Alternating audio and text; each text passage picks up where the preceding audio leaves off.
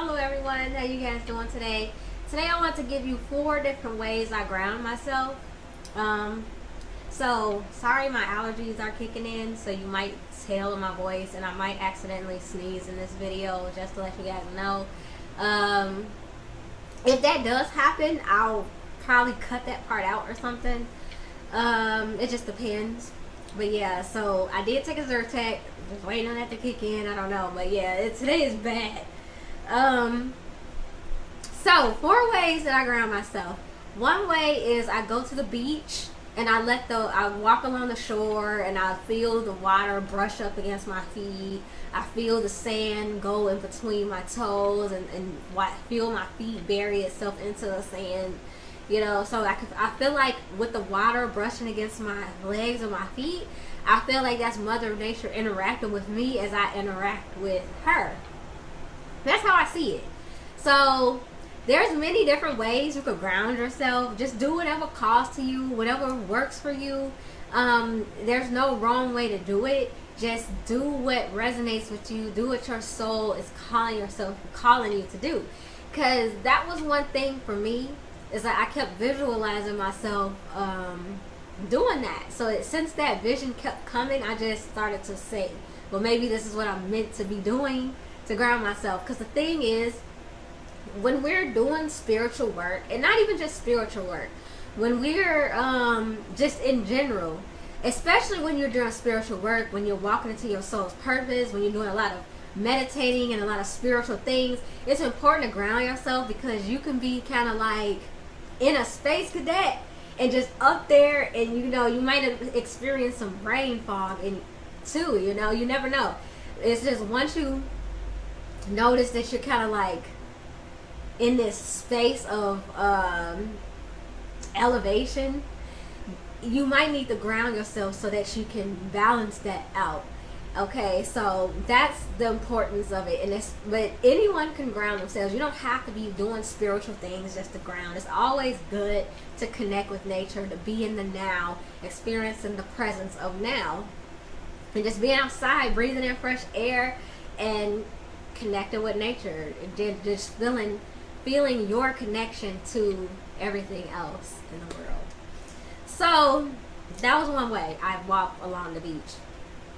Another way is that I kept having this vision of myself hugging a tree, and I know this may sound weird to a lot of people, and it was kind of weird for me too, but then I'm like, you know, that could be a grounding method, because trees, their roots very deep into the earth, so they're like the perfect candidates for grounding. And also trees have been around for hundreds and thousands of years, some of them. So you know, they stood the test of time. They've collected a lot of like energy and data over the years. So at first I was thinking, like, because I live in a city, so I was like, where can I go to, you know, hug a tree and, you know, I don't know, not cause so much attention. Not that it really matters. You shouldn't really care what people think, but, you know, the first thought, I was just like, so I thought to myself, I have a tree in my backyard that I grew up with. I have a tree that, you know, that was in the backyard of the house that I grew up in. And I'm like, okay, I grew up with that tree. That tree has seen a lot, collected a lot of energy, and just been around a lot. So I'm like, let me try that tree. So I go in the backyard, and I'm like, okay, I tried to hug it, but I'm like, it was kind of big. It was too big for that. So instead of hugging the tree, I decided to examine it, look at it, be in its presence, and think about it. And then as I was examining it, I could tell that the tree was an elder tree. It was like I could tell it was like an old tree. It's an elder. Like it's not a young buck, basically. And I'm like, this tree could have been around for maybe 1,000 or a couple thousand years, or maybe a little less, but it's seen a lot. And if you're the type of person that receive downloads from the ethers, or just sensitive to energies, you might be able to sit next to a tree, touch a tree, and gather a lot of data about what happened in that area surrounding the tree. So, you know, it can be really, I want to say, therapeutic. And also it can be insightful.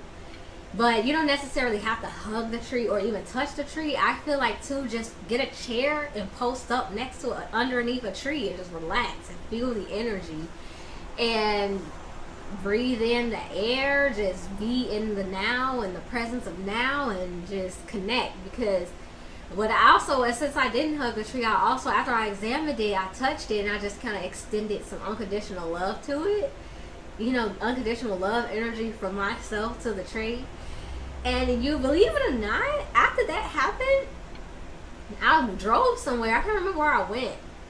And I kind of felt like every tree that I rode past, I kind of felt like a sense of peace and a sense of gratitude, as if every tree knew what I did to the one tree.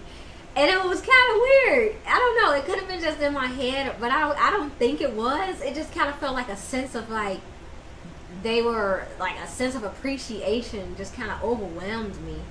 And I guess, you know, because I do know that some people believe that talking to your plants has an effect.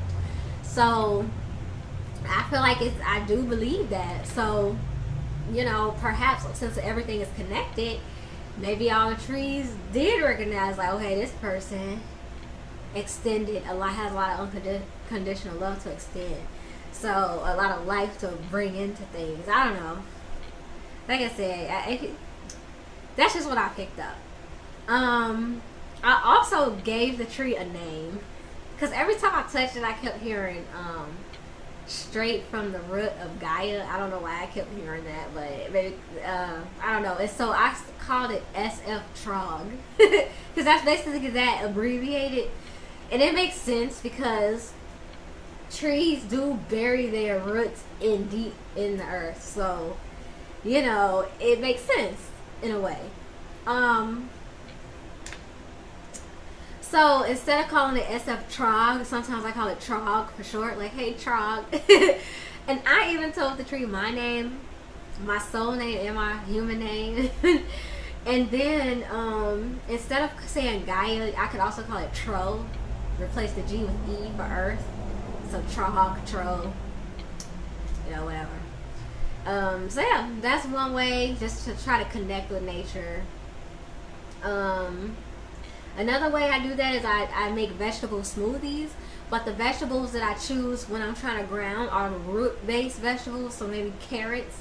I'll make a carrot smoothie, and you just mix, I usually mix a fruit or two with my vegetable smoothie just to balance out that bitter-sweet taste, because a pure vegetable smoothie can be a bit bitter. I mean, if you don't care about that, cool, but if you do, add a fruit to it, add whatever resonates with you though. I usually put a mango in it, or like a mango, and possibly a banana. Yeah, so just mix it the way you feel comfortable, if that's something that you would consider doing as a vegetable smoothie. They're healthy too. I also make other types of vegetable smoothies like kale and spinach and stuff like that. So yep, always good to take care of your external body as well. Yep, and another way I ground is the fourth way is when it's raining outside and it's thunderstorming. You know, I kind of sit on this couch with the door open, and I kind of just relax and just listen to the rain and enjoy the rain and the thunderstorms and whatever. And even if it's not thundering and storming, it's just raining, you know, I just do that and just sit here, relax, enjoy the breeze. Yeah, or if you guys have like a patio or something that doesn't get wet, but if you don't even mind getting wet, then just go outside and enjoy it, you know. So it could just be a good way to connect with nature, because the goal to grounding yourself is to really just connect with Mother Earth, connect with nature, and then, you know, and then you just have that sense of connectedness and oneness with the earth. So yep. So I hope you guys enjoyed this video. You guys can let me know how you guys ground. And if you guys like these ideas, you can do it too. Or always go within and try to figure out what resonates best with you.